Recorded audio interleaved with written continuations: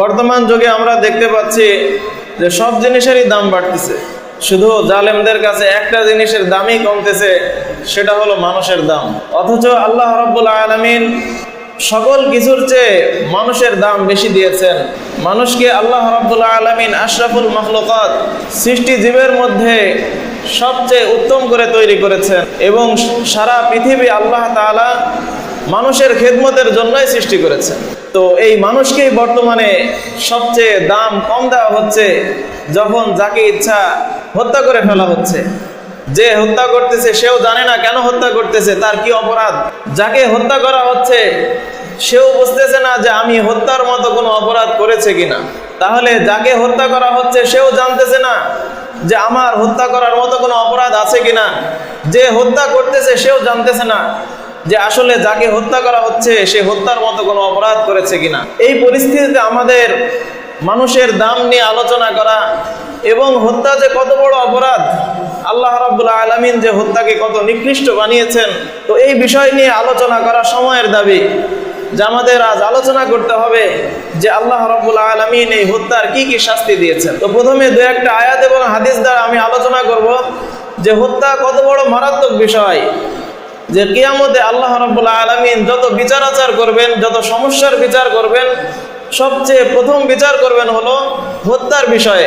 বুখারী শরীফের 6471 নম্বর হাদিসের মধ্যে রাসূলুল্লাহ সাল্লাল্লাহু আলাইহি ওয়াসাল্লাম বলেন, আউয়ালু মা ইউকদা বাইনান নাসি ইয়াউমাল কিয়ামাতি ফিদ দিমা, যে কিয়ামতের দিন সর্বপ্রথম যে বিষয়ে হিসাব নিকাশ করা হবে সেটা হলো রক্ত বিষয়ে, হত্যা বিষয়ে। নাসাই শরীফের 3986 নম্বর হাদিসের ভিতরে নবী করিম সাল্লাল্লাহু আলাইহি ওয়াসাল্লাম বলেন, লাকাতলু মুমিনিন আযমু ইনদাল্লাহ মিন যাওয়ালিদ দুনিয়া, যে পুরা দুনিয়া তো মানুষের জন্যই সৃষ্টি করা হয়েছে, সুতরাং একজন মুমিন ব্যক্তিকে হত্যা করা সারা দুনিয়া ধ্বংস হয়ে যাওয়ার চেয়েও মারাত্মক বিষয়। আর এই মারাত্মক কাজগুলো অগণিতভাবে করা হচ্ছে, দুনিয়া ধ্বংস হয়ে যাওয়ার চেয়েও মারাত্মক কাজ আজ করা হচ্ছে বর্তমানে। তো যাকে হত্যা করা হলো, কিয়ামতের দিন সে কি আপনাকে ছেড়ে দিবে?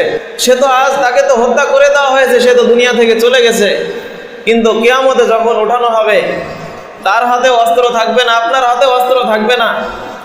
তখন যে ব্যক্তিকে হত্যা করা হলো আল্লাহ তাআলা তাকে সাহায্য করবেন, সে জালেমের মাথার সামনের চুল ধরে আল্লাহ রাব্বুল আলামিনের কাছে টেনে নিয়ে আসবে। এই বিষয়ে মুসনাদে আহমদ এবং সুনানুত তিরমিজি শরীফের হাদিস আন ইবনে আব্বাস রাদিয়াল্লাহু আনহুমা قال, নবী করিম সাল্লাল্লাহু আলাইহি ওয়াসাল্লামের চাচাতো ভাই আব্দুল্লাহ ইবনে আব্বাস রাদিয়াল্লাহু আনহুমা থেকে বর্ণিত, তিনি বলেন, ইয়াজিউল মাকতুল বিল কাতিল ইয়াউমাল কিয়ামা, হত্যাকৃত ব্যক্তি হত্যাকারীকে কিয়ামতের দিন ধরে নিয়ে আসবে। তো হত্যাকারীর কোথায় ধরবে? নাসিয়াতাহু, তার সামনের যে চুলের অগ্রভাগ আছে, যে চুল দিয়ে সে দুনিয়াতে বড়াই করত, সেই চুলের অগ্রভাগ ধরেই তাকে লাঞ্ছিত করে আল্লাহ রাব্বুল আলামিনের কাছে নিয়ে আসবে। ওয়ারাসুহু ফি ইয়াদিহি, তার মাথা তার হাতেই থাকবে, অর্থাৎ হত্যাকৃত ব্যক্তি হত্যাকারীর মাথা এবং তার মাথার সামনের চুল ধরে নিয়ে আসবে। ওয়াউদাজুহু তাশখাবু দামান, যে অবস্থায় হত্যাকৃত ব্যক্তি তার শরীরের বিভিন্ন রগ দিয়ে রক্ত প্রবাহিত হতে থাকবে, দুনিয়াতে যে অবস্থায় তাকে হত্যা করেছিল এই অবস্থায় হত্যাকৃত ব্যক্তি এই হত্যাকারীকে ধরে নিয়ে আসবে। সকল মানুষ দেখতে থাকবে, কারোই কিছু করার থাকবে না। তো এজন্য হত্যা বিষয়ে আমাদের সাবধান হতে হবে যে আমার দ্বারা একজন মুমিনও যেন হত্যা না হয়, কারণ হত্যার বিভিন্ন শাস্তি আল্লাহ রাব্বুল আলামিন কোরআনের ভিতরে উল্লেখ করেছেন, নবী করিম সাল্লাল্লাহু আলাইহি ওয়াসাল্লাম হাদিসের মধ্যে উল্লেখ করেছেন। হত্যার দুনিয়াবী শাস্তি কি? সূরা বাকারার 179 নম্বর আয়াতে আল্লাহ রাব্বুল আলামিন বলেন, ওয়ালাকুম ফিল কিসাসি হায়াত, যে কিসাসের মধ্যে জীবন রয়েছে, কিসাসের মধ্যে জীবন রয়েছে, অর্থাৎ একজন ব্যক্তি যদি আরেকজন ব্যক্তিকে হত্যা করে দেয়, সাথে সাথে হত্যাকারীকেও হত্যা করে দিতে হবে। এটাই হলো কিসাস, হত্যার বদলায় হত্যা। যদি হত্যার বদলায় হত্যা করা না হয় তাহলে দুনিয়াতে কত ধরনের সমস্যা হবে, পুরা দুনিয়া ধ্বংস হয়ে যাবে, পুরা দুনিয়া ধ্বংস হয়ে যাবে।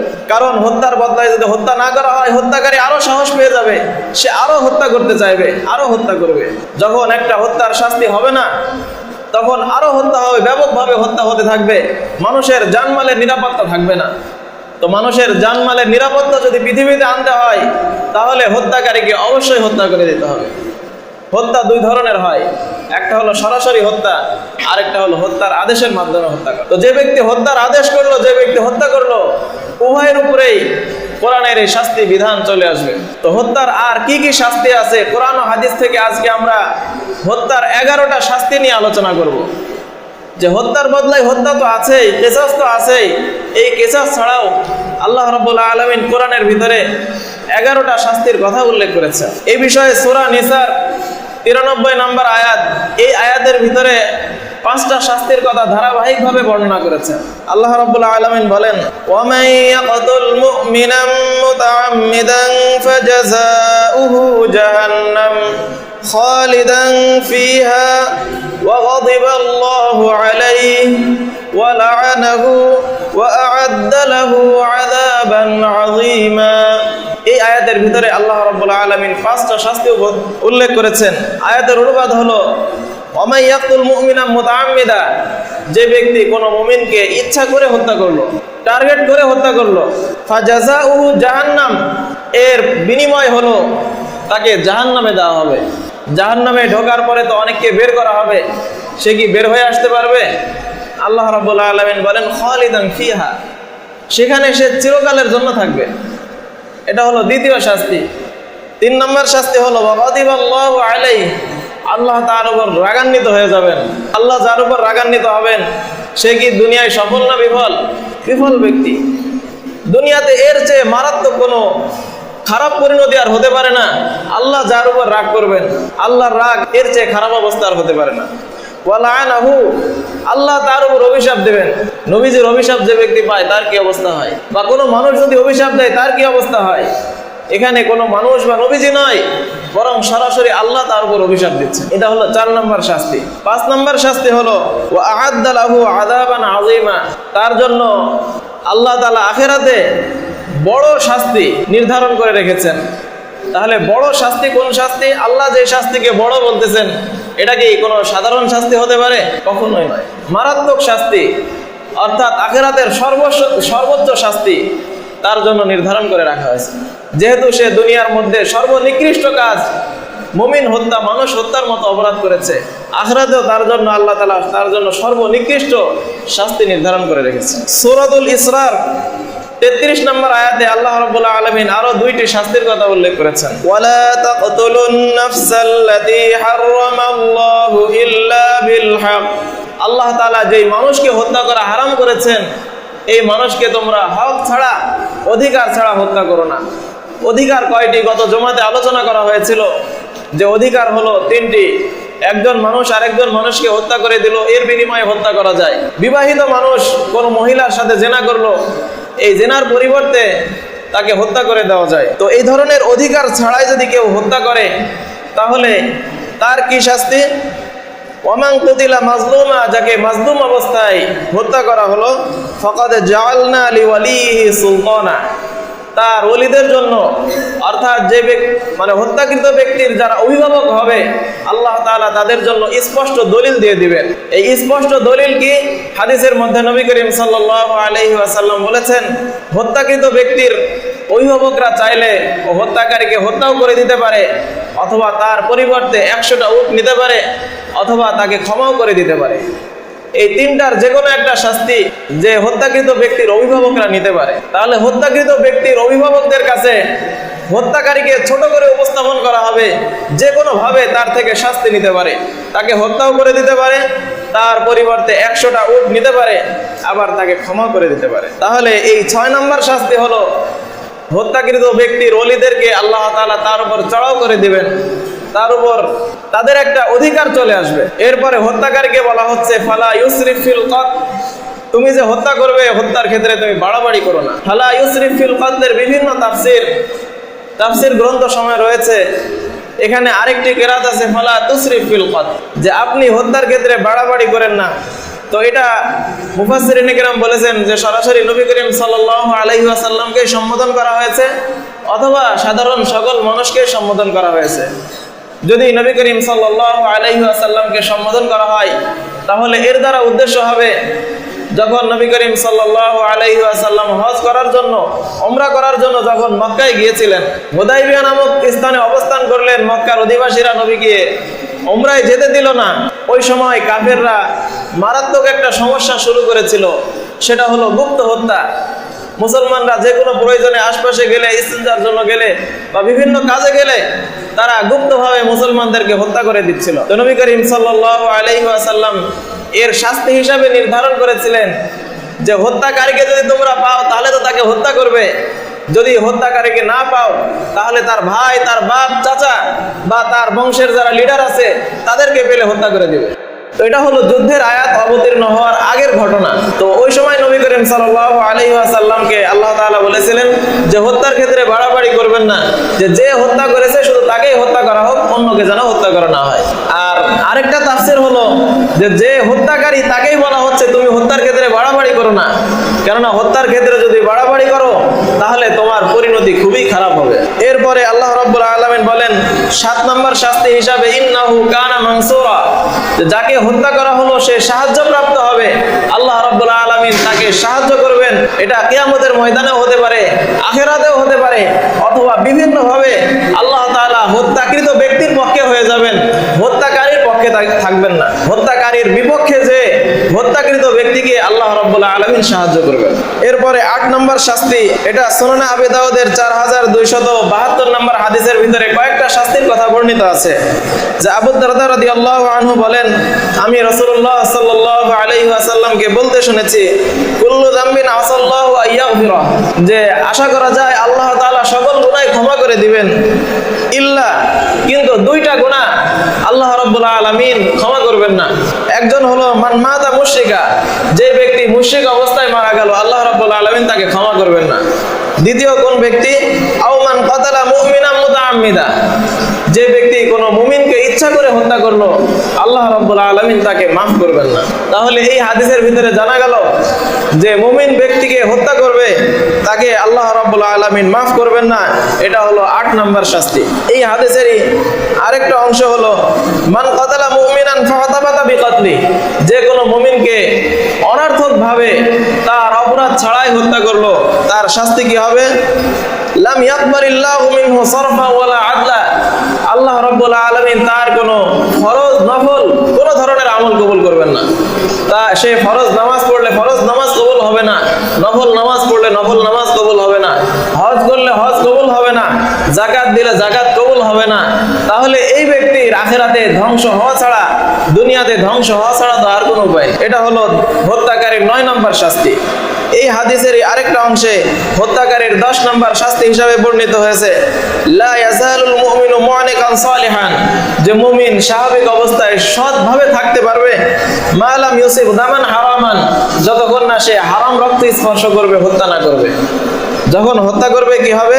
ফাইদা আসাবা দামান হারামান বাল্লাহা, যখন সে হারাম রক্ত স্পর্শ করবে, কাউকে হত্যা করবে, সে বাল্লাহা হবে। এই বাল্লাহার অর্থ কি?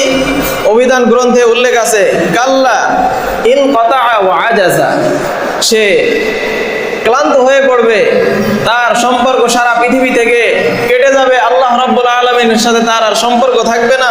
ওয়া আজাজা, সে অক্ষম হয়ে যাবে। আজ হোক কাল হোক, একদিন আগে হোক একদিন পরে হোক, 1 মাস আগে হোক 1 মাস পরে হোক, 1 বছর আগে হোক 1 বছর পরে হোক, সে অবশ্যই অক্ষম হতে বাধ্য হবে। এটা হলো হত্যাকারীর 10 নম্বর শাস্তি। হত্যাকারীর 11 নম্বর শাস্তি, প্রথম যে হত্যা সংঘটিত হয়েছিল এই হত্যার ক্ষেত্রে আল্লাহ রাব্বুল আলামিন যে ঘটনাটা উল্লেখ করেন সূরা মায়েদার 27 নম্বর আয়াতে আল্লাহ রাব্বুল আলামিন একটি হত্যাকাণ্ডের কথা উল্লেখ করেছেন, যেটা পৃথিবীর সর্বপ্রথম হত্যাকাণ্ড ছিল। আল্লাহ রাব্বুল আলামিন বলেন ওয়াতলু আলাইহিম নাবা বানাই আদম বিল হক ইয ক্বারবা কুরবানা ফাতুকবিলা মিন আহাদিহিমা ওয়া লাম ইউতাকাব্বাল মিনাল আখার ক্বালা লা আqtulannak ক্বালা ইন্নামা ইয়াতাকাব্বালুল্লাহু মিনাল মুত্তাকিন। নবী করিম সাল্লাল্লাহু আলাইহি ওয়াসাল্লামকে আল্লাহ তাআলা বলতেছেন আপনি তাদের সামনে আদম আলাইহিস সালামের 2 সন্তানের হত্যার কাহিনী বলেন। ইয ক্বারবা কুরবানা, যখন তারা কুরবানি পেশ করেছিল, তাদের একজন থেকে কুরবানি কবুল করা হয়েছিল, অন্যজন থেকে কুরবানি কবুল করা হয়নি। তো যার কুরবানি কবুল করা হয়নি সে বলল, অবশ্যই আমি তোমাকে হত্যা করব। তো যে ব্যক্তি ভালো, যার কোরবানি কবুল হয়েছে, সে বলল, তুমি যদি আমার দিকে হত্যা করার জন্য হাত বাড়াও, আমি তোমাকে হত্যা করার জন্য হাত বাড়াবো না। তো এই অপরাধী, যার তওবা কবুল হয়নি, খারাপ ব্যক্তি, আরেকজন যার তওবা কবুল হয়েছে, ভালো ব্যক্তি, তাকে হত্যা করে দিল। পৃথিবীতে শুরু থেকে এই ঘটনায় চলে আসতেছে, যে বেশি অপরাধ করে, যে বেশি খারাপ হয়, যার পক্ষে কোনো প্রমাণ থাকে না, সে ভালো মানুষকে, যার পক্ষে প্রমাণ হওয়ার কথা, যার পক্ষে বিচার হওয়ার কথা, তাকে হত্যা করে ফেলে। এটা পৃথিবীর শুরু থেকে চলে আসতেছে। এটা কেউ অস্বীকার করতে পারবে না। কোনো হত্যাকারী বলতে পারবে না যে আমি অপরাধ করিনি, এরপরও আমি হত্যা করে দিয়েছি।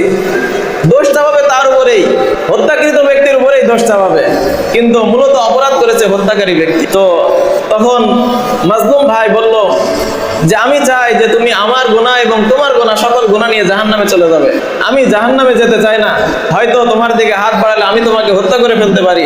হত্যা করা তো মারাত্মক অপরাধ। ইন্নী উরিদু আন তাবুআ বিইসমি ওয়া ইসমিকা ফাতাকুনা মিন আসহাবিন নার। যে আমি চাই যে তুমি আমার গুনাহ, তোমার গুনাহ, সকল গুনাহ নিয়ে জাহান্নামের অধিবাসী হয়ে যাবে। ওয়াযালিকা জাযাউয যালিমিন। জালেমদের শাস্তি এটাই যে জালেমরা নিজের যত অপরাধ এবং যাকে হত্যা করলো তার যদি কোনো অপরাধ থেকে থাকে, তার যদি কোনো গুনাহ থেকে থাকে, সেই গুনাহ তার ঘাড়ে নিয়ে জাহান্নামে চলে যায়। ফাতাওয়াত লাহু নাফসুহু ক্বাতলা আখিহি ফাকাতালাহু ফাআসবাহা মিনাল খাসিরিন। এরপরে যে জালেম, তার মনে এটাই উদিত হলো এবং তার মন স্থির হলো যে মাজলুমকে হত্যা করে দেই, সে মাজলুমকে হত্যা করে দিল। তো আল্লাহ রাব্বুল আলামিন শেষে বলেন ফাসবাহা মিনাল খাসিরিন, সে ক্ষতিগ্রস্তদের অন্তর্ভুক্ত হলো। সে কখনো সফল হতে পারবে না, সে দুনিয়া আখিরাতে উভয় জাহানেই কি হবে? ক্ষতিগ্রস্ত হবে। তাহলে যেই ব্যক্তি হত্যাকারী, তার 11 নম্বর শাস্তি হলো সে দুনিয়া আখিরাত উভয় জগতেই ক্ষতিগ্রস্তদের অন্তর্ভুক্ত হবে। হত্যা করা এটা শুধু মানুষের জন্যই ক্ষতি না, সারা পৃথিবীর জন্যই ক্ষতি। যখন আদম আলাইহিস সালামের ছেলেকে হত্যা করে দেওয়া হলো, আদম আলাইহিস সালাম ওই সময় বাড়িতে ছিলেন না, তিনি হজ করার জন্য বাইতুল্লাহ শরীফে গিয়েছিলেন। ওখান থেকেই তিনি কেমন যেন অনুভব করতেছেন যে আজ পৃথিবীর অবস্থা কেমন যেন মনে হচ্ছে। পৃথিবী, রঙিন পৃথিবী এখন যেন ধূসর হয়ে গেছে। খাবারের যে স্বাদ ছিল, খাবারের স্বাদগুলো কেমন যেন পানি হয়ে গেছে, কেমন যেন ভালো লাগছে না। এবং পৃথিবীর যে উর্বরতা ছিল, পৃথিবীর যে স্বাভাবিক গতি ছিল, এই গতিটা মনে হয় নষ্ট হয়ে গেছে। আদম আলাইহিস সালামের এই কথাগুলো দুইটা কবিতার মাধ্যমে সুন্দরভাবে উপস্থাপন করা হয়েছে। তাগায়্যারাতিল বিলাদু ওয়া মান আলাইহা, তাগায়্যারাতিল বিলাদু ওয়া মান আলাইহা ফাওয়াজহুল আরদি মুগবারুন কবিহুন তাগায়্যারা কুল্লু যু তা'মিন ওয়া লাউনিন ওয়া কাল্লা বাশাশাতুল আরদিল মালিহু। আদম আলাইহিস সালাম কাবা শরীফে বসে বলতেছেন যে কি হলো? তাগায়্যারাতিল বিলাদু ওয়া মান আলাইহা, যে কেমন যেন পৃথিবী এবং পৃথিবীর মানুষ পরিবর্তন হয়ে গেল। হঠাৎ এই পরিবর্তন কেন হলো? ফাওয়াজহুল আরদি মুগবারুন কবিহুন, মনে হচ্ছে পৃথিবীর চেহারাটা ধুলিমলিন হয়ে গেছে। পৃথিবী যে সুন্দর ছিল, এই সুন্দর শ্রী সুন্দর চেহারা আর তার নেই, সেটা যেন অসুন্দরে পরিণত হয়ে গেছে। তাগায়্যারা কুল্লু যী তা'মিন ওয়া লাউনিন, প্রত্যেক রংটা কেমন যেন ফ্যাকাশে হয়ে গেছে। স্বাদগুলো কেমন যেন পানসে হয়ে গেছে, আর স্বাদ, প্রত্যেক জিনিসের স্বাদ আর পাওয়া যাচ্ছে। ওয়া কাল্লা বাশাশাতুল আরদিল মালিহু, পৃথিবীর যে লাবণ্যময় চেহারা, লাবণ্যময় অবস্থা, পৃথিবীর গতিময়তা, এই গতিময়তা কেমন যেন শেষ হয়ে গেছে। কেন শেষ হবে না? কারণ আল্লাহ রাব্বুল আলামিন তো এই মানুষকে হত্যা করা সারা পৃথিবী ধ্বংসের চেয়েও মারাত্মক বলেছে। অমুক স্থাপনা ধ্বংস হয়ে গেল, অমুক জিনিস ধ্বংস হয়ে গেল, এজন্য কান্নাকাটি হচ্ছে। আল্লাহ তাআলা বলেন এই দুই একটা জিনিস কেন? সারা পৃথিবী ধ্বংস হয়ে যাওয়া একজন মানুষের হত্যার চেয়ে সাধারণ একটা বিষয়। একজন মানুষের হত্যা এটাই বড় বিষয়। নাসাই শরীফে যে হাদিসটা আমরা শুরুতে উল্লেখ করলাম যে লাকাতুল মুমিনিন আযমু ইনদাল্লাহ মিন যাওয়ালিদ দুনিয়া, যে দুনিয়া ধ্বংস হয়ে যাওয়ার চেয়ে একজন মুমিনকে হত্যা করা এটা মারাত্মক বিষয়। তো আল্লাহ রাব্বুল আলামিন আমাদের তৌফিক দান করুন, আমরা যেন নিজে কাউকে হত্যা না করি। আমাদের আত্মীয় স্বজনকে বোঝাই তারা যেন কোনো মানুষের উপরে আক্রমণ না করে, কোনো মানুষকে অন্যায়ভাবে হত্যা না করে।